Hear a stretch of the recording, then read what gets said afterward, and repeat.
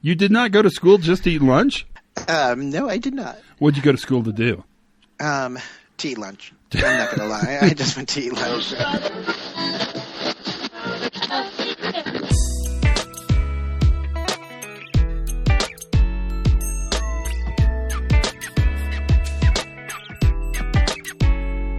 Hi, everybody. Welcome to the Pre-Accident Podcast. I am your host, Todd Conklin. How are you today? Man, is it exciting where I am. All sorts of excitement all over the place like crazy. It's been a fun month. I went to Bluegrass in Winfield, and that's always a good time. You got to like the bluegrass music, but I think it's no secret that I do. And that festival is a riot, always a riot. Hung out with all my friends from Newton, Kansas, and places within the various terrain and locale. But great time was had, no question about it. And now, it's back on the road, grinding her down as fast as we can, trying to make the world a better place for you and me and everybody else, just like you do. I like what we do. I think sometimes it's frustrating, and it'll make you crazy, but I think it's important. And I think keeping doing it is probably the best advice I could give all of us. So today's a pretty good day on the podcast. You're going to like this because today we have a comedian, actually an improvisational comedian, but it's not going to be a real comedy show. He's going to talk about the art of storytelling. So this is Kent Whipple, and Kent is he works at a place called Unexpected Productions. Let me get that out quickly. He's an improvisational comedian. He actually works at the facility. I think he's kind of the boss of the facility, or does the marketing and that part of it. Unexpected Productions does a lot of different shows, mostly improv in nature, always super funny and super good. They've been around a long, long time. In fact, if you've been to Pike's Place Market and you've seen them throw the fish, and I'll bet many of you have because that's a big thing, right beneath the fish, actually to the side, there's a little ramp, a stone ramp that you go down. And if you go down that ramp and turn to the left, you'll see a wall full of gum. But I don't know. It's a phenomenon that's been around Seattle for a long, long time. Gross if you think about it. Artsy if you really push me. But it is a wall full of gum. In that gum wall area are the doors to Unexpected Productions.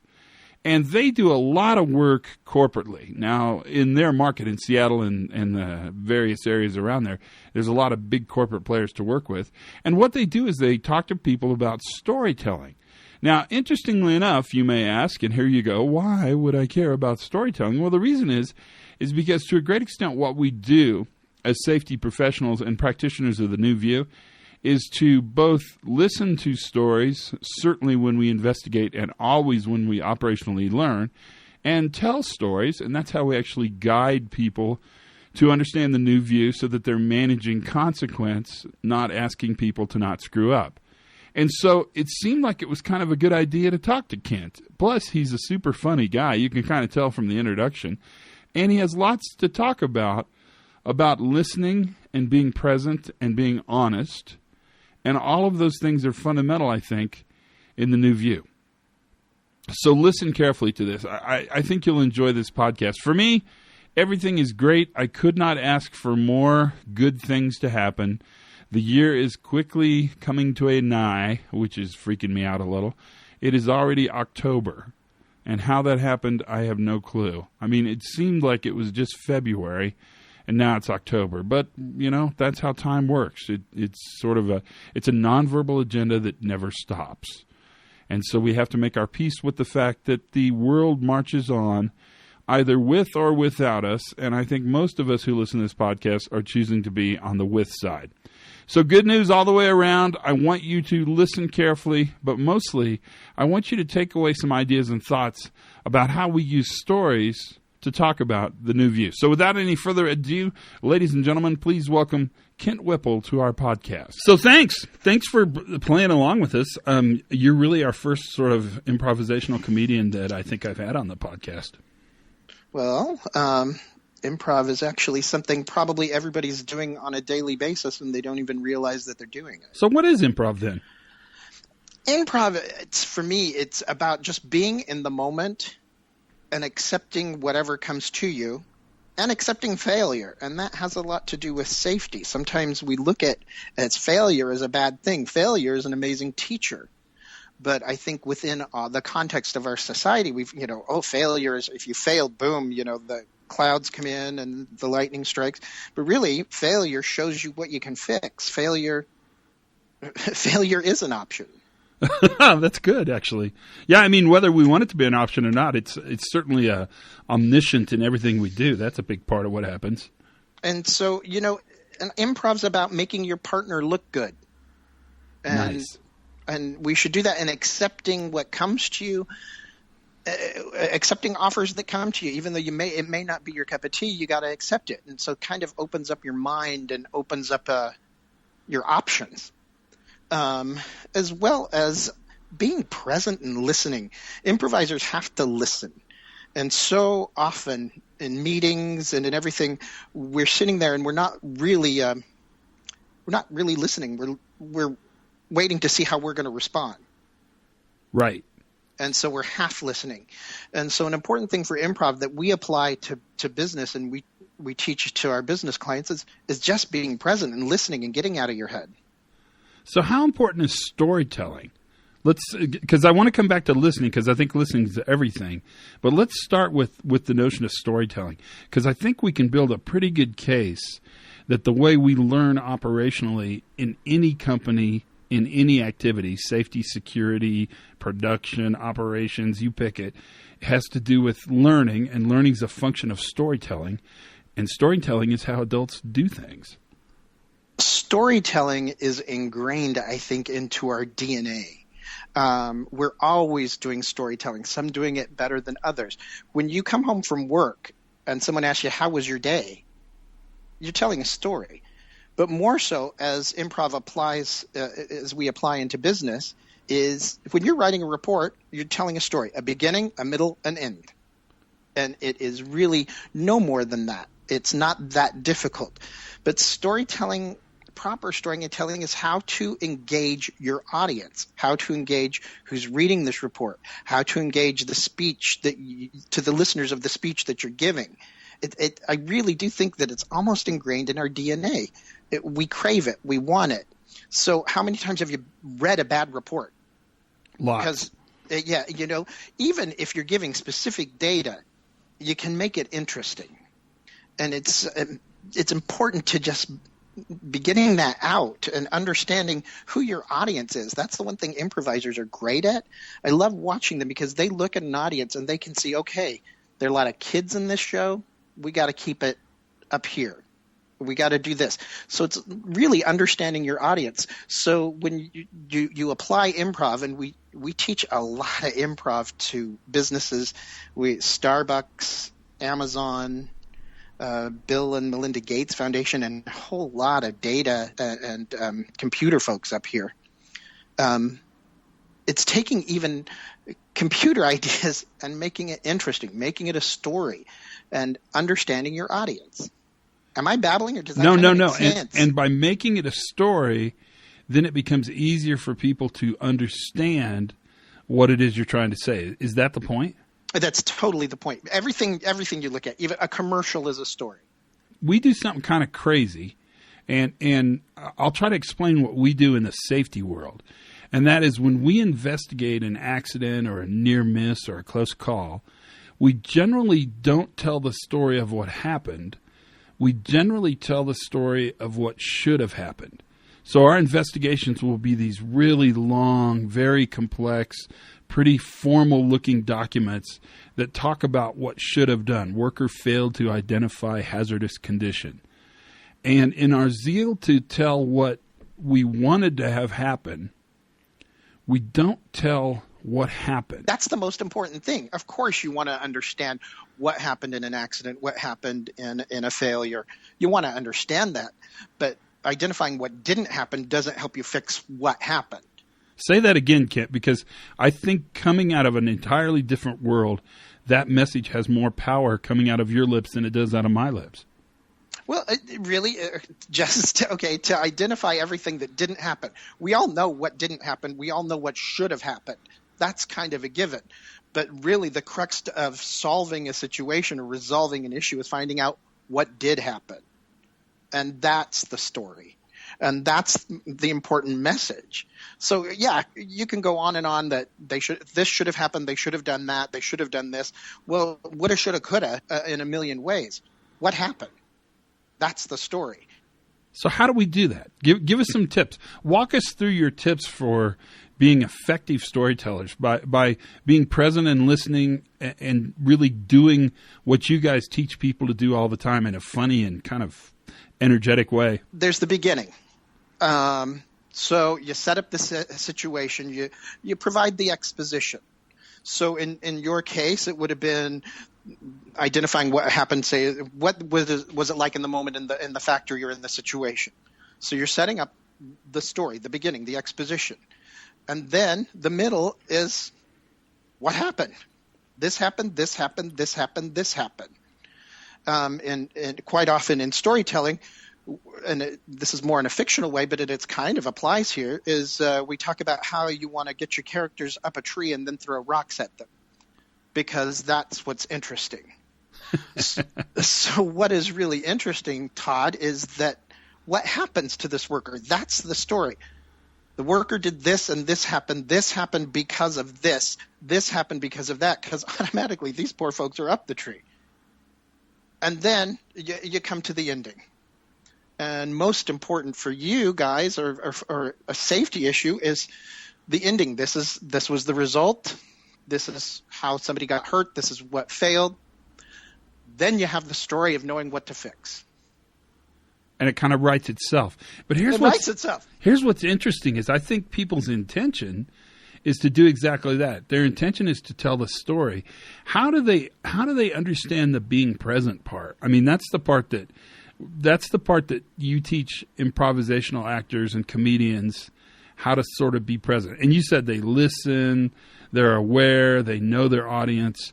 Give me a little deeper dive on the importance of that kind of honest brokerage of what's happening, that being present part. Well, more often than not, Todd, is we are in our own heads of how a situation goes. We think, this is what should have happened, and we're adding our own editorial.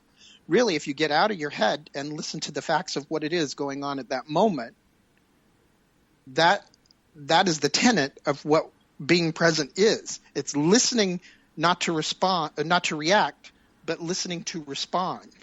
So tell me the difference between react and respond. React is this happened. Oh, okay, this exploded. Damn it, you're fired. That's react. Okay. This exploded. That was terrible. How did it happen? What happened? How can we not let it happen again? That's responding. And so I always think about if you added the word to medication, react to medication, respond to medication. React to medication means it's going badly, right? It's got a negative outcome. Right. Respond to medication means it's working swimmingly. It's got a positive outcome. Right. Right. And really any time that you guys, in your issue, well, it's easy for us when we fail on stage or when we fail because nobody gets hurt. But the same lessons there is when we fail, we go back and we go, why didn't that work? What didn't work about that? And it's not like that didn't work because you did this, this, and this, because that gets us nowhere. But it's really looking at how and why more than the what and the who. Oh, that's amazing. So what's your background? How'd you get into this work? By pluck and luck. I studied acting for a while, went to school and studied arts administration. After school, worked in galleries forever, but then I've been with the improv company here. I've been here for almost 5 years now, and it's been an ongoing lesson because I was not an improviser. And so I get to sit and observe all the time. And there's a whole new field that's coming out of using improv for business, and it's called applied improv. There's even the Applied Improv Network. And so we use improv to teach doctors how to respond to patients. We use improv to make executives better listeners and being present, and team building. And I think kind of an important thing that you guys are doing is in building teams. And in building a team, you sacrifice a bit of yourself, or what seems like you're sacrificing a bit of yourself for the greater good, when actually the hive mind is so much better and creates so much more results than you could alone. So I just interviewed a guy, Dr. Alan Frankfurt is his name, patient safety expert, pretty well known worldwide. And he talked about building a sense of shared mission. That one thing that makes a hospital better is the realization that everybody has and shares the same mission, that their job is to make sure no baby goes home without a mother. He was talking a lot about delivering babies. How does improv help a CEO of a Starbucks or an executive at Boeing? How does improv help them build a sense of shared mission with the workers at the pointy end of the stick? Because what we're talking about is that senior leader is really invested in the story that the worker at the plant floor tells about success and failure, right? Right. Well, again, it's almost it's the exact same thing in making your partner look good. Is if I trust my employee is smart and wise, and they're trying to make me look good, then I can trust the situation and what happened. If an executive is able to open up and go, oh, I may not know every single thing, and I am only wiser because of the wisdom of everyone around me, I think it makes him a better leader. Oh, I agree completely. But let's go back to one really key word.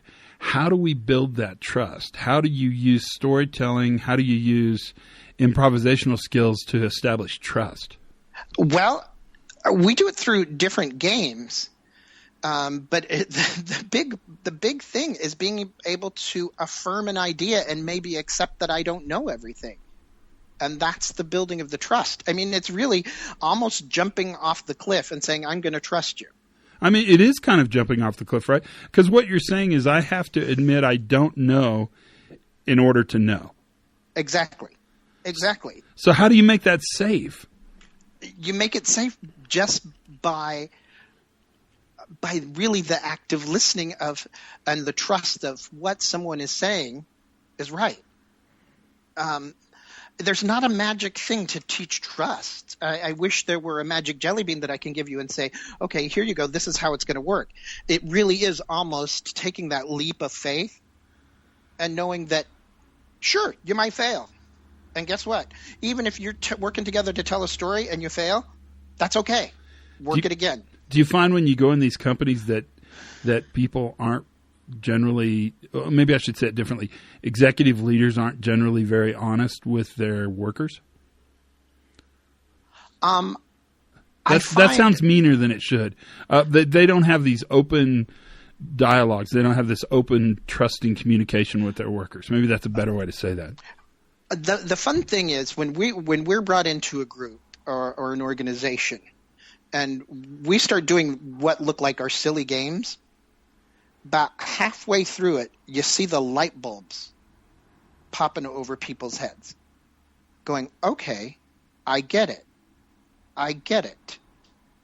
And then in teaching a game that might just involve how to teach active listening or how that game will teach us to become a better listener, how that game will teach us to be a little more creative, then in doing it, the process alone creates the trust. But do busy executives want to play little games? They do, actually. Well, they always start off as no, because nobody wants to look foolish. And we all want to look cool, and we don't want to fail. And I think that's one of the big reasons. That's one of the biggest holdbacks that I see when we do trainings, is that they don't want to look foolish. And then when they realize that it's okay to step out of your safety zone and you're still safe, you're in a group that you'll trust and that trusts you, and that it's okay to expand an idea, and it's okay if that idea doesn't work, then it's almost freeing. That's amazing. You know, I use little games. I actually use little improv games in class all the time. I do counting games, and, you know, I make people list the months of the year in alphabetical order. And I like them because they do two things. One is they telegraph that the discussion we're about to have is going to be different, which I always think has power. But two is it shows the emergent nature of this connectedness that you make with people. So the fact that you're listening and honestly hearing what the people say is an emergent phenomena of the environment you create for that to happen. Exactly. And I think that's really, really powerful. And I would agree with you 100%. Executives, I think, in many ways want to play games more than workers do, because executives never get a chance to play the workers. I mean, get to play the games. They play the workers. That was a Freudian slip right there. They play the workers all the time. And that kind of freedom. But it comes back to me, and I guess you're the perfect person to ask this question to, is in order to do improv, you have to let go of control. You don't have a script. You haven't rehearsed. You don't know how the story's going to end. How do you get people to be comfortable in that kind of environment? Because that's exactly where these safety professionals, it's where those pilots, it's where boat vessel captains are. I mean, all those people are in that same position. So it's to where it's, again, I hate to keep banging a drum. It's trusting the leap. It's trusting that, okay, if I'm going to do this with these people and I'm walking out on this tightrope, I'm just going to trust that people are going to take care of me. That's what improv's about. And I hear you. I hear what you're saying, but how do you get people comfortable with that? Well, they get comfortable with it with practice. Let me ask this. How did you get comfortable with that? Maybe that's a better way to ask that. With practice, because, you start out and it's scary. Because, again, we're ingrained in this whole thing that you got to be perfect, right? You know, especially anything that we do in public that involves public speaking, meetings, we want to look smart and we want to look perfect, right? Absolutely, yes. I mean, I think that you're really right on that. I mean, I sort of make fun of it because I'm way comfortable with the unknown. But I do think people really are really worried about that. They do want to be perfect. Well, and yeah, because, that's what it's cultural. I think it's almost that we're taught that. And so isn't it even a greater prospect and a greater life in general when you can take a deep breath and say, I'm not perfect.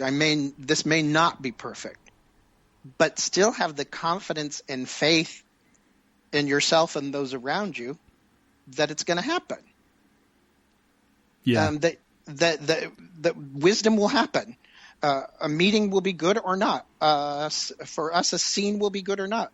But really, it's the trust. It's,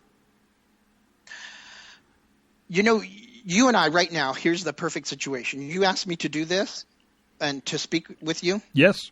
Because you have trust in my ability and trust in me that I'm not going to do something incredibly foolish or stupid. Right. And also you have things to say. Right. Exactly. Thank you. And so then that's exactly the same thing. That's what we're talking about, is you have to put your trust out to someone and your trust and faith that they're going to help you look good and that they're going to make you wiser. That's extremely powerful. I don't know why, but that's the big thing that we have to get through, is that moment. But the aha moment when we realize that we are wiser through more people, that's the light bulb, that we can take a deep breath and that we don't always have to be solidly perfect. That because I make a mistake does not mean that I'm stupid. It's because I made a mistake, and human beings make mistakes. The old proverbial, that's why pencils have erasers. Yeah. But I think, I don't know, maybe in the past 20 years, something happened to where we all think we have to be perfect. Yeah. Or we're scared, or maybe it's been longer than that. Maybe I just noticed it. But that, oh gosh, I can't do that because if I make a mistake, I'll look stupid. I'll look dumb. We'll lose money. We'll lose face. Yeah, that kind of stuff. My dad used to say, I can respect a man who said I made a mistake. Yeah. And actually, by making a mistake, that's where the wisdom comes in. And that's what we learn from. But unfortunately, for so long, we've been taught that, you got to be perfect all the time. And that's why so many people lie when they make a mistake. And this little talk, this is a great talk. This is what you guys go out and work with. So you'll work with leaders in really helping them improve their overall performance for everything they do by making them, making's the wrong word, by allowing them to understand how important it is to be present, to listen, and to really trust. Yeah, and that's where and it's funny because when you get into that situation, then all of the proverbial business things that we really love and that business people love, the creativity, the team building, even the active listening, even the collaboration, the communication, that all comes together to then move to storytelling. Nice.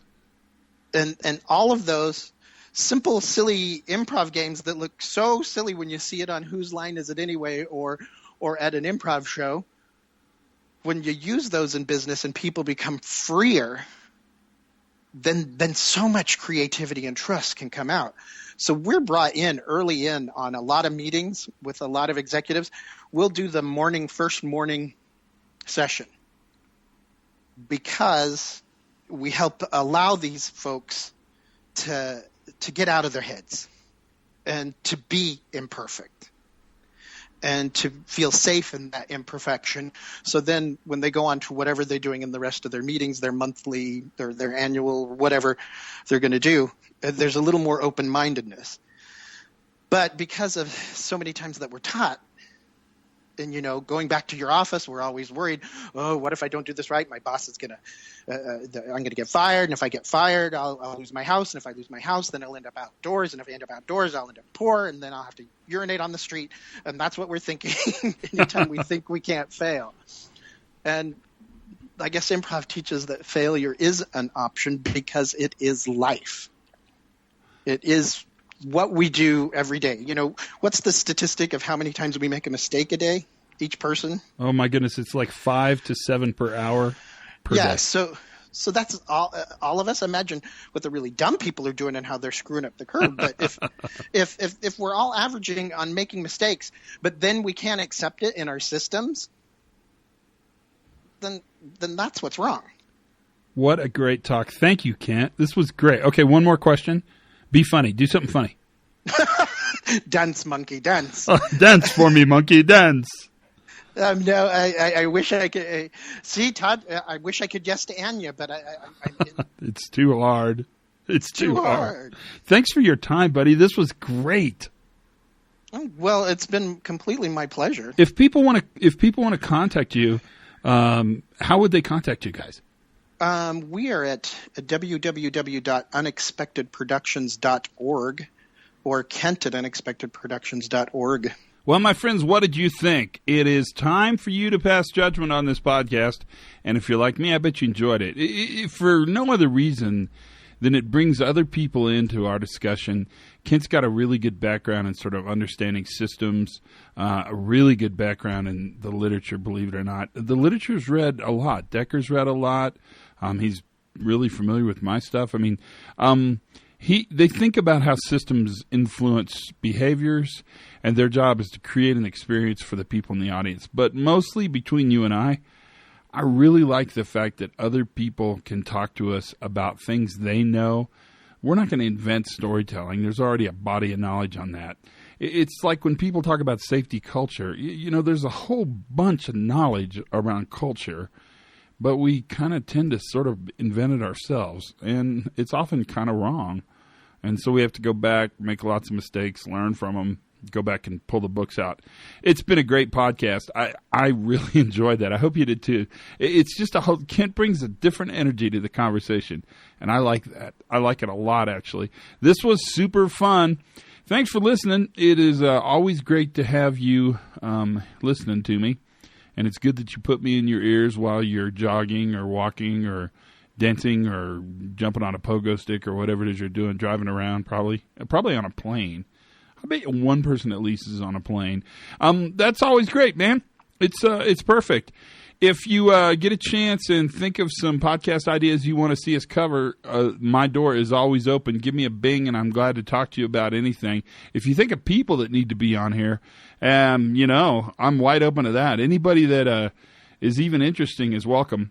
We'll do the hard work of trying to apply it to the new view. That's our job on the listening side, not on the talking side. Until then, though, thank you again. Subscribe, tell your friends. Leave some comments if you get a chance. That seems to help a bunch. Try to get a bunch of people to listen to it. It's certainly more fun when you can talk about the podcast with your coworkers and other people as well. As always, here are my final comments to you. Learn something new every day. For goodness sakes, have fun, because it is October, the month that needs to have some fun in it. And be safe.